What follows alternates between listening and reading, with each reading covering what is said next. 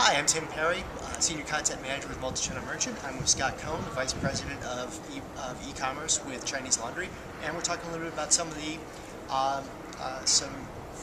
email marketing matters that are really going to concern you and your business in 2013. Scott, let's talk about capturing that email address in store. Merchants with bricks and mortar locations want to capture their customers' email addresses so they can build their list and create that cross-channel opportunity. But is this information something that customers easily give away, or is this something you're finding to be guarded information? Well, really what I find is the hardest thing is to get the store associates to actually ask for it. Customers are willing to give you the information, especially if you're willing to give them some benefit.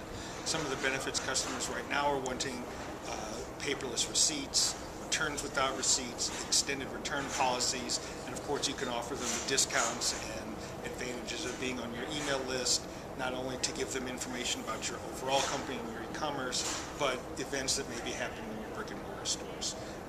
I found in the past I've had to incentivize my store associates to ask for that information, but it's generally something that customers, you can get upwards of half of your customers to provide their email address to you. It's about the second question, my screen went blank. But anyway, just because merchants want the in-store customer to give them their email address, are they held back from making this request for any kind of legal reasons out there? Well, there are laws that are strictly enforced in California, and then there's 14 or 15 other states that have laws that are a little bit softer in their enforcement of collecting personally identifiable information in the course of a credit card transaction. So cash transactions are fair game. It's when a customer is going to use a credit card, you can't combine requesting that email address with the part of the transaction that they are using the credit card. So before you ask for the credit card, you're allowed to ask for an email address, or after they close the credit card portion of the transaction, you can ask for their email address. Back when I was a retail store manager in the late '90s, we had cards at the register with give us your information, with allowing people to self-submit their information. But I think what I remember from back then is if you couldn't read someone's handwriting right, there are a lot of challenges with sort of having that drop the card in the fishbowl or the fill out a log.